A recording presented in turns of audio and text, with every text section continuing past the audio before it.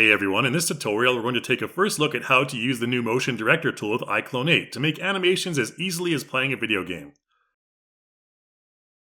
Motion Director can take advantage of devices such as keyboard or game controllers to quickly create and record motions within seconds. There are 6 modes for creating character motions with Motion Director. In this tutorial, we're going to talk exclusively about player control mode. We'll talk about other modes in other tutorials. In order to use the Motion Director tool, you'll first need an IMD data file, which can be found in the free resource pack of your Content Manager. If you try to activate the Motion Director tool with your character selected, you'll be presented with a window asking you to load your character's MD data. Apply Here will just load default male or female data, but in this case, I'll show you another way. If I press Cancel, your Content Manager will jump to the folder containing the Motion Director embedded content.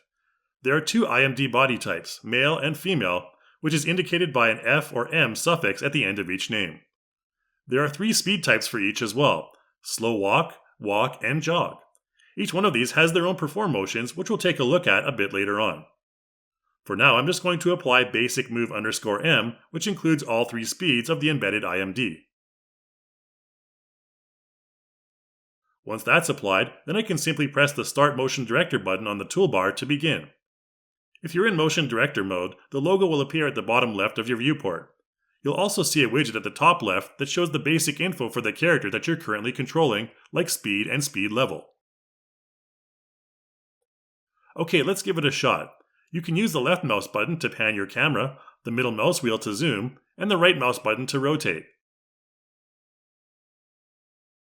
You'll also see a reference keyboard and mouse on screen here. Just like a regular video game, you can use the WASD keys to move your character around.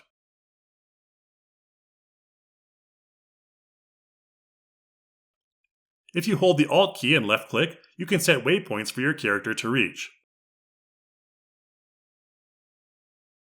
You can set a few in a row, and your character will reach the previous ones before continuing on to the next ones. You can hold Alt and right-click to interrupt the current trajectory and have your character immediately turn towards the point you clicked at. These waypoints will appear in red. There is also a speed setting in Motion Director that you can adjust in real time by using the Shift key to increase the speed or Control to decrease it. You'll see the speed level change as you do so, and the speed value will also change accordingly. As I mentioned earlier, there are different perform motions that you can use at different speeds, which can be activated by using the 1, 2, or 3 hotkeys. Note the difference in the action if we use the same 1 hotkey at different speeds. The motion will adjust according to which speed your character is currently moving at. In addition to your standard WASD character movement, you can also use input devices like game console controllers. When you're using a controller like this, the speed level will adjust depending on the level of pressure on the joystick, just like with a lot of standard video game controls. You can also assign your actions to different buttons on the controller. They'll perform the same as with the keyboard controls, with different actions being performed at different speeds using the same button. Okay, let's take a look at the different panels of the Motion Director in more detail. You can load up the dedicated Motion Director workspace from the window menu at the top, or use the Control 8 hotkey.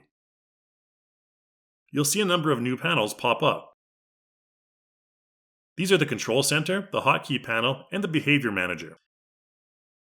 In the Control Center, you'll find a Camera Settings tab, where here it's set to default Follow Cam, which ensures the camera snaps to the character when you activate the Motion Director tool.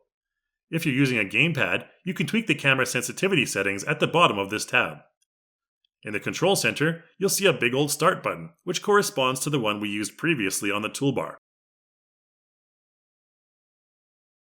If we hit Start, you'll see that the available perform motions will show up in the Hotkey panel. You can click on these perform motions directly from the panel, or use the assigned hotkeys as usual.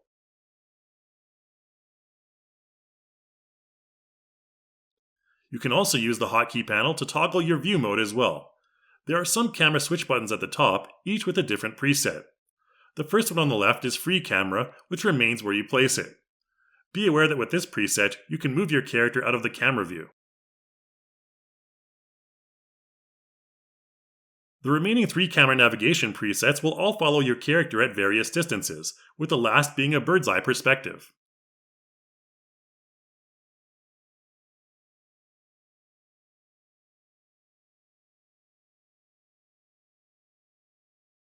Let's look at macro recording data next. In the Macro Data tab, you'll find a list of the previous recordings you've made, along with their durations. You can choose the directory where these recordings are saved. Temporary recorded data will show in blue, and if you want to preview it, you can simply hit the preview button.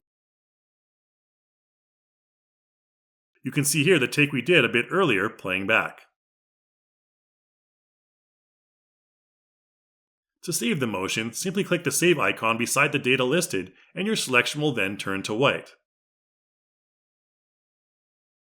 You also have the option to save the movement data as its own clip, which you can then apply to the timeline. If you're done with all of your previous takes, you can simply hit Clear Temp to clear the entire cache aside from the motion you saved. Let's look at some more of the basic settings now. In the Character Settings tab of the Control Center, there is a section which will show you the characters in your scene. You can choose whether or not a character is active with the checkbox on the left, and if you enable the record option, a motion clip will automatically be created every time you hit start. This means that you can decide to create a clip via the Macro Data tab or else record to the timeline directly. The focus button will cause the camera to follow the selected character by default. There's also a control mode shown in the last column, which you can change via the Control Settings section at the bottom. These different control modes will be explored in future tutorials in more detail. You can also choose which devices are enabled for motion input. Finally, you'll also find a Behavior List section, which will show which IMD file you're currently using for your particular character. Let's look at the Behavior Manager, where you can edit your current IMD file. You can see the speed presets for the current IMD, along with the various performs available for each one. At the bottom, you can also see the perform trigger hotkeys. If you're using a gamepad, you can switch to the hotkey display here in order to check the triggers there as well. At the top right of that section, you can click and enter into the Hotkey Manager. Here you can customize all of the hotkeys you need in various ways, which we'll explore in more detail in other tutorials.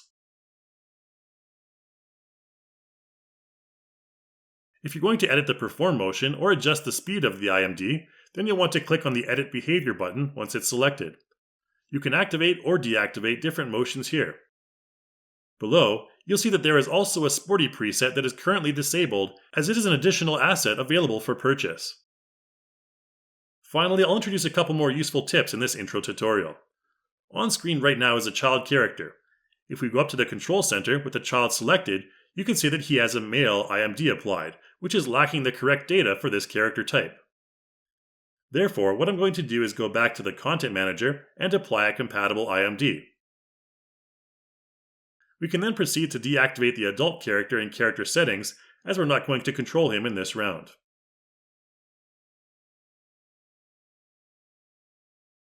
Let's also have the camera focus on the child model. With a character like this child who has different bone proportions, we want to make sure that we apply the correct IMD, otherwise the movement offset may not match the walking distance of our character. In the Control Center, there's also an option to show your character's trajectory, which will display an arrow reference in front of your character. The green arrow is the actual movement variable of this character, while the gray one represents the movement speed. As you can see, they are offset a bit. To fix that, we can go into the IMD data settings via the settings icon in the IMD file list. You can tweak this value in real time so that the limb offset more closely matches the actual rate the character is moving at. Since this character's movement speed guide is longer, it means that he's literally covering more distance than his little legs are moving, so we need to lower the matching speed parameter so that his speed matches up more closely with the distance his legs are actually covering. Ideally, what you want to have is both arrow guides at the same length for the best results. Once you're satisfied with the results, you can then proceed to also save the IMD with your own custom settings. We'll cover a lot more aspects of the Motion Director in future tutorials, but that's about it for this introductory video. Please be sure to check out our other videos in this series for more on how to use this awesome tool. Thanks for watching, and I'll see you in the next video.